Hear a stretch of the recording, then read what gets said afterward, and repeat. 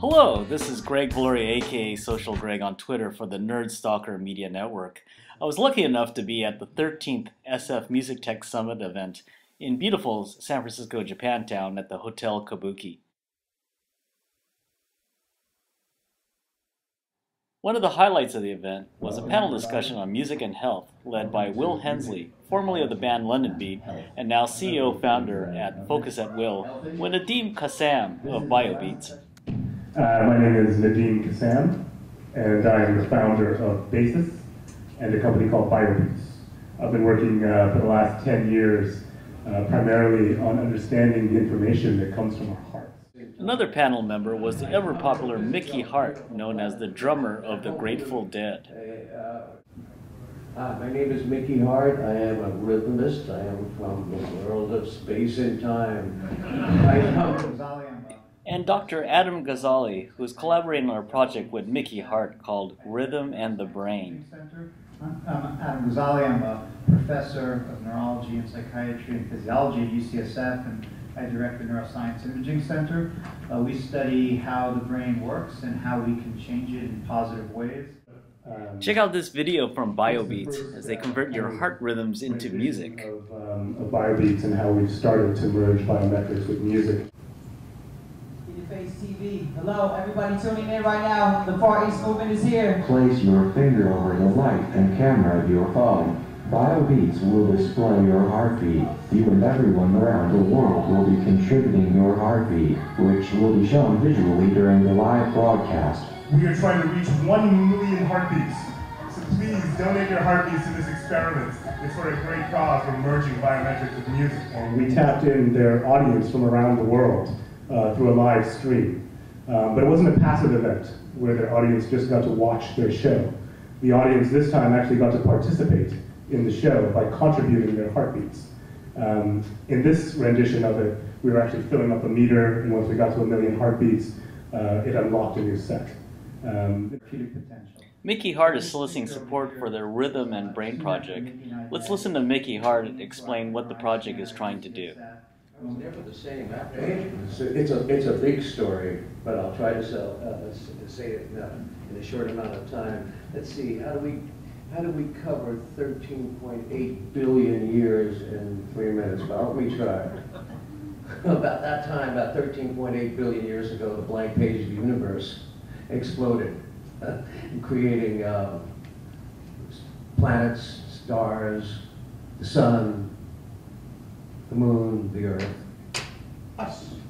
And it was a vibratory start, and we know that vibrations are the basis of all life.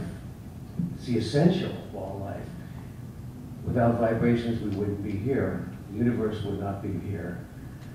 What we're trying to do is to make this a science, to be able to repeat. Because we know it works. I've worked with many patients. Now I'd love to find out what the sonic component of a brain that was affected by Parkinson's as opposed to a brain that was healthy. So we're going to be able to probe all of these things with this in this project. And I'll reiterate what the doctor said. Yeah, you need a lot of help. And who's ever out there that is interested tangentially or in any other way, please let it be known, and we would certainly appreciate it. That's one of the things that I would hope that would come out of this conference today. Now, we know that every culture on the planet has a music, and there's a reason for that. We're coded for music. We need music. Music is our connection to all these epic events that happened all of these years before. Like Carl Sagan said, we're all made of star stuff. You know, the carbon in your cheesecake came from some star born 1 billion years ago. So the way I see it is we're multi-dimensional rhythm machines made up of rhythm. Our hearts, lungs, blood, everything we do is about rhythm. We blink, we talk. A rhythm genome process that we have to go through. We have to find out what rhythm contains, what is the power of rhythm, just perhaps like Tesla did. Can't see music, music's invisible. It's like electricity. How do you get it around? How do you use it? So now, music is medicine. Music in the medicinal sense, where life enhancement, diagnosis, treatment. This is, like I mentioned before, the most exciting frontier in music now, and one which I'm going down the road with here with Adam and other scientists from around the world to find out what we can do with this amazing energy we call it. And finally, let's listen to Will Hensley as he discusses how we can focus better with certain types of music. Basically, I'm an artist, I'm a scientist, I'm an equal left and right brain. And I got really interested in why we do stuff when this music is playing. You know, why is it that when I pick up a guitar and I can play a few chords, and sometimes it's a song that moves a lot of people, and sometimes it's just a few chords. What's the difference? And it sort of led me personally into a track where I started finding, it's funny, I got a Kindle, and I noticed a lot of people had Kindle to listen to music while they were traveling, listening to Kindles, and I started asking people, what music are you listening to while you're reading? And people would say, well, it's hard to find stuff that's not distracting, but I like to listen to music while I'm reading, and that led me to wanting to listen to music while I'm working. And then I discovered about half of everybody, half of the population, like to listen to music while they work.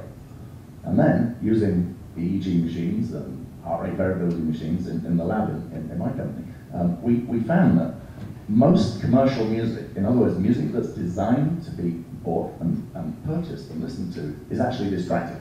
It's actually designed to be listened to. It's going to be distracting. And we find that it's actually about 15% more distracting. You're better off not listening to anything.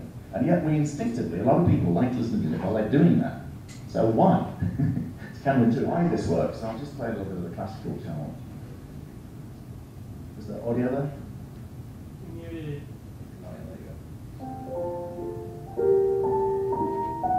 It just sounds like a classical piece that you may hear anywhere, but it's different.